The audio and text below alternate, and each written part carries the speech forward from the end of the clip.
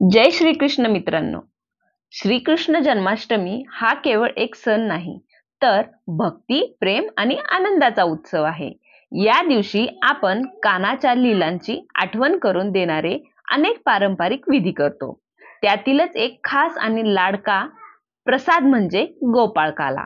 आज आहे कृष्ण जन्माष्टमी आणि तर उद्या असणार आहे गोपाळकाला. आपल्या पुराण कथांमध्ये सांगितलं आहे की लहान कान्हा दही, दूध, लोणी यांना फार प्रेम करायचा.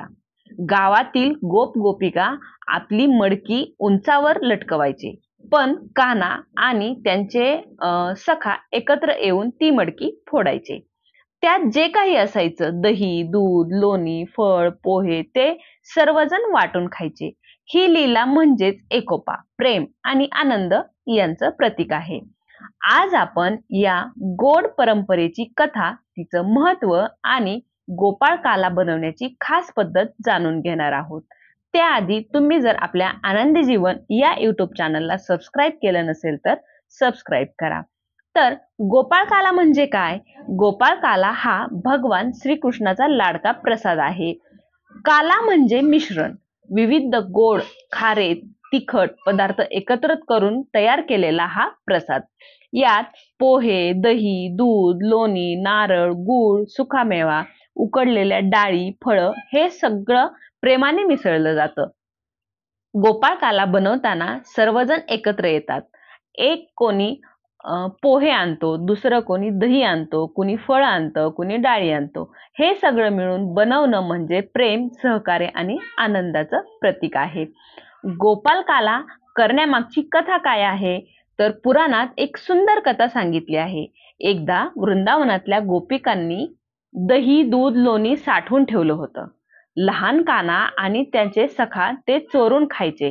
गोपिका रागवायच्या, पण शेवटी कान्हाच्या निरागस हसण्यावर सगळा राग विसरून जायचा आणि कान्हा म्हणायचे, हे लोणी माझं नाही तर सगळ्यांचं आहे, आपण सगळ्यांनी मिळून खायचं. हीच भावना आजच्या गोपाळकाला म्हणजे उद्या जो गोपाळकाला आहे या परंपरेत दिसते. जन्माष्टमीच्या दिवशी मंदिरात किंवा घरी भक्त गोपाळकाला बनवतात, कान्हाला अर्पण करतात आणि नंतर प्रसाद म्हणून वाटतात. तर गोपाळकाला कधी आणि कसा करतात? गोपाळकाला प्रामुख्याने जन्माष्टमी किंवा दुसऱ्या दिवशी, जन्माष्टमीच्या रात्री म्हणजे 12 वाजता श्रीकृष्णांचा जन्म होतो. तर त्याच्यानंतर दुसऱ्या दिवशी, त्या रात्री पण करतात किंवा दुसऱ्या दिवशी दहीहंडी उत्सवाच्या वेळी केला जातो. दहीहंडी फुटल्यानंतर सर्वांना मिळून गोपाळकाला खाणं ही एक मोठी परंपरा आहे. यावेळी सर्वजण कान्हाच्या माखन चोर लीलाची आठवण करून गाणी, नृत्य, भजन गातात. तर गोपाळकाला बनवण्याची पद्धत काय आहे? तर साहित्य: पोहे, दही, दूध, लोणी, किसलेलं नारळ, गूळ किंवा साखर आणि मीठ, उकडलेल्या डाळी, त्यात मूग, चणा, हरभरा, बारीक चिरलेली काकडी, टोमॅटो आणि सुकामेवा, बदाम, काजू किंवा मनुका आणि फळं तर केळी, द्राक्ष, सफरचंद आपल्या इच्छेनुसार, कोथिंबीर सजावटीसाठी. पद्धत: पोहे धुवून 5 मिनिटं भिजू द्या. नंतर पाणी काढून घ्यायचं. मोठ्या भांड्यात पोहे घ्या, त्यात दही, दूध आणि लोणी घाला. गोड चव हवी असल्यास गूळ किंवा साखर मिसळा. चवीनुसार मीठ, किसलेलं नारळ, उकडलेले डाळी, काकडी, टोमॅटो, हिरवी मिरची घालून वरून सुकामेवा, फळ किंवा कोथिंबीर सजवा. कान्हाला नैवेद्य अर्पण करा आणि नंतर सर्वांसोबत प्रसाद म्हणून वाटा. गोपाळकाला करण्याचं महत्व काय आहे? तर गोपाळकाला हा केवळ एक पदार्थ नाही, तर भक्तिभावाचं प्रतीक आहे.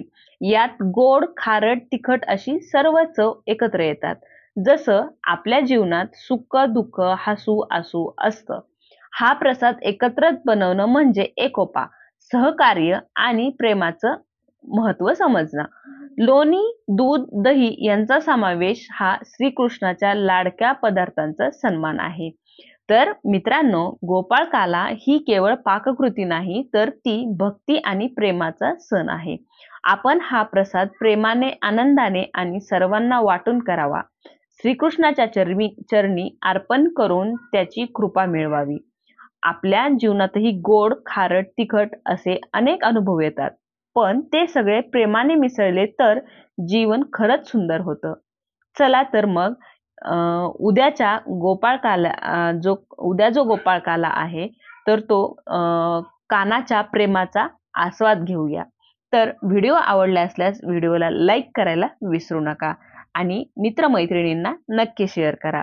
त्याचबरोबर आपल्या चॅनलला सबस्क्राईबही करायला विसरू नका. जय श्रीकृष्ण.